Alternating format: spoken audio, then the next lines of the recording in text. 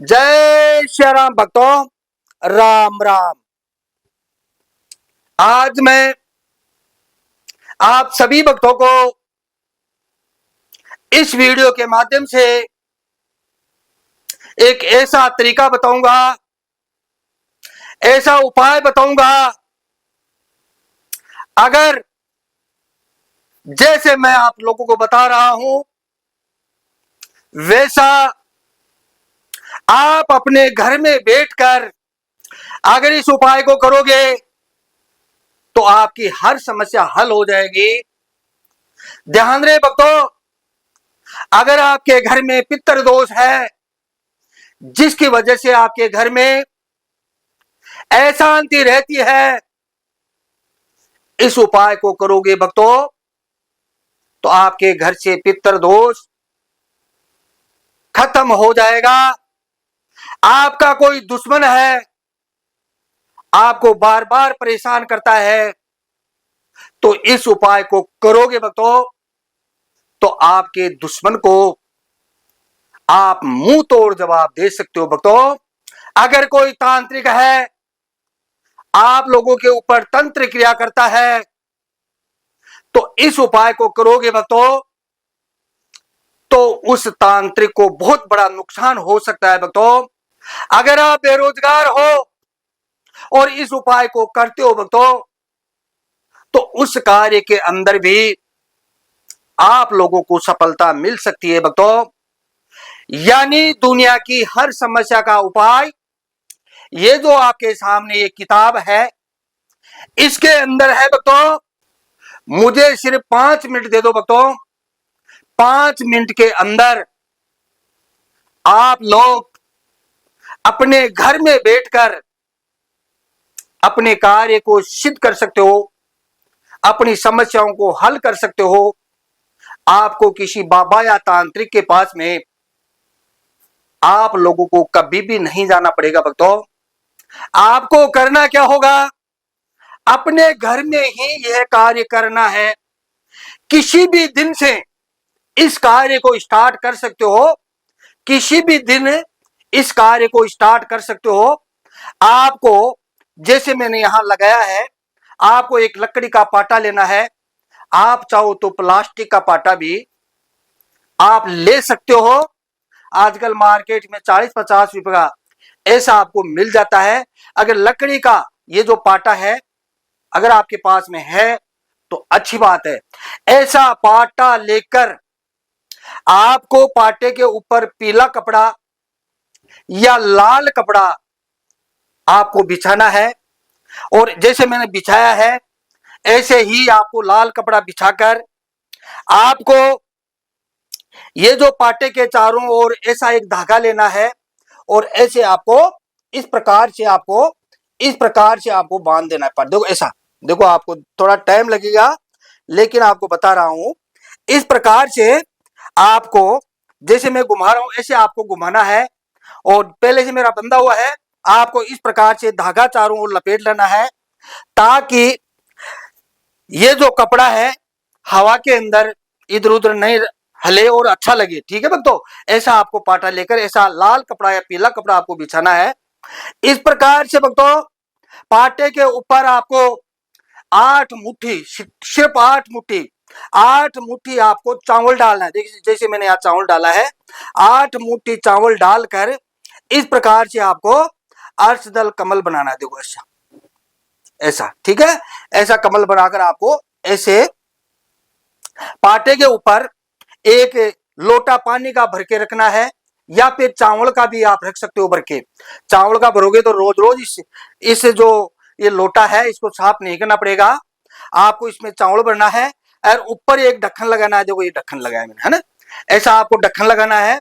ढक्कन के ऊपर आपको ऐसा स्वास्तिक बनाकर थोड़े चावल डालकर, ठीक है, थोड़े चावल डालकर ऐसा आपको दीपक लगाना है। ठीक है भक्तों, ऐसा दीपक लगाकर इस प्रकार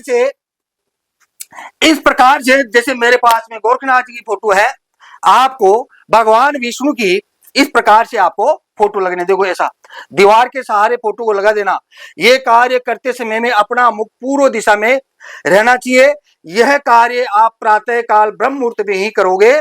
मेरे को सिर्फ 5 मिनट चाहिए, 5 मिनट का समय, ज्यादा समय नहीं है। इस प्रकार से मेरे पास में गोरखनाथ जी की फोटो है, आप भगवान विष्णु की फोटो ले सकते हो। अगर भगवान विष्णु की फोटो नहीं मिलती है आपको, कोई बात नहीं, अगर ये फोटो नहीं मिलती है तो आपको करना क्या होगा, ऐसा ही आपको दीपक जलाना है। देखो, भगवान आस्था का भूखा होता है, किसी प्रकार के दिखावा का भूखा नहीं होता है। आपको ऐसा अगर खाली दीपक भी आप ऐसा लोटा लेकर आप जलाओगे तो बहुत ही उत्तम बात है। इस प्रकार से मैंने आपको बताया, ऐसा आपको लोटा लेकर इस दीपक के अंदर आप घी भी डाल सकते हो, ठीक है।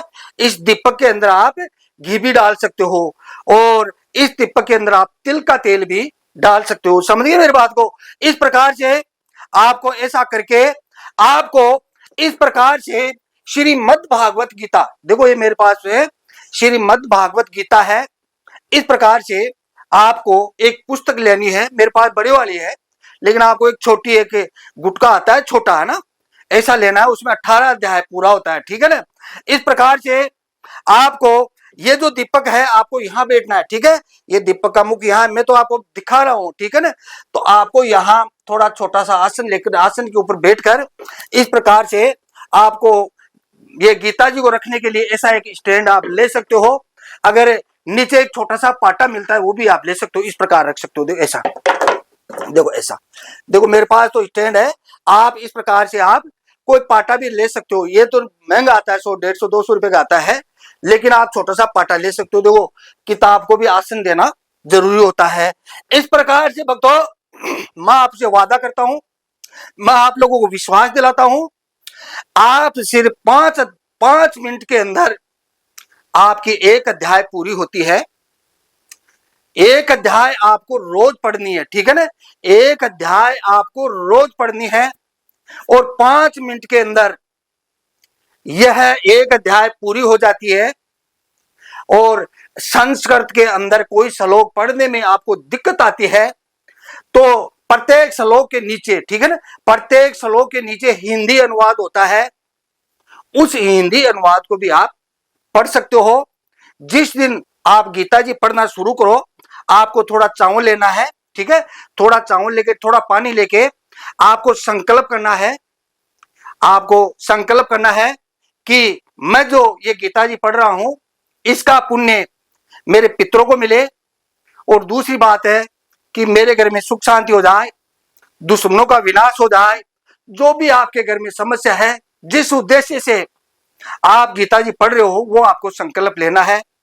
इस प्रकार से भक्तों, आपको हर रोज एक अध्याय पूरा करना है। जब 18 अध्याय आपके पूरे होते हैं, एक बात का ध्यान रखना है आपको, लास्ट में गर्भ गीता आती है, गर्भ गीता नहीं पढ़नी है आपको, ठीक है ना। गर्भ गीता, लास्ट वाली गर्भ गीता आती है, वो नहीं पढ़ना आपको, सिर्फ 18 अध्याय आपको पढ़नी है। 18 अध्याय पूरे होते ही आपको छोटी कन्याओं को खाना खिलाना है, छोटी बच्चियों को, ठीक है। बच्चियां ऐसी देखो 9 साल से कम हो सकता है किसी कारणवश से आपको छोटी कन्याएं न मिले, तो आपको करना क्या होगा, जब आपका 18 अध्याय पूरा होता है तो छोटी स्कूल में आपको जाना है। आपको छोटे के जो केले आते हैं ना, केला या बाकी सेब या कोई फल है ना, छोटी कन्याओं को स्कूल में भी आप दे सकते हो। अगर आपकी श्रद्धा नहीं है बच्चियों को खाना खिलाने की, तो आपको स्कूल में जाना है। छोटी बच्चियां 9 साल से कम होनी चाहिए बच्चियां, ठीक है। आपको या तो उनको खाना खिलाना है या आपको उनको फल फूल देना है। और दूसरी बात एक और बताओ, आप जब गीता जी शुरू करते हो और आपको कहीं गांव में जाना हो गया, भाई आपको जरूरी पड़ गया कि मैं किसी गांव में जाऊंगा या कोई मजदूरी करने जा रहा हूं, तो इस गीता जी को उस दिन, उस समय कोई भी स्नान करके ऐसा दीपक लगाकर जिस स्थान पे आप गीता जी पढ़ते हो उस स्थान पर आपके घर में कोई भी ये गीता जी पढ़ सकता है। मैं वादा करता हूं भक्तों, मुझे पूरा विश्वास है, आपको अपने घर में गीता जी आज से शुरू कर दो। हर रोज एक अध्याय पढ़नी है। मैंने बताया घर में कोई भी पढ़ सकता है गीता जी। और 18 अध्याय पूरे होते ही छोटे बच्चों को खाना खिलाना है या फल फ्रूट उनको देना है। इस प्रकार से भक्तों आप कम से कम 5 बार गीता जी को रिपीट कर दो भक्तों, आपके घर में दिन दूना रात चौगुना हो जाएगा भक्तों।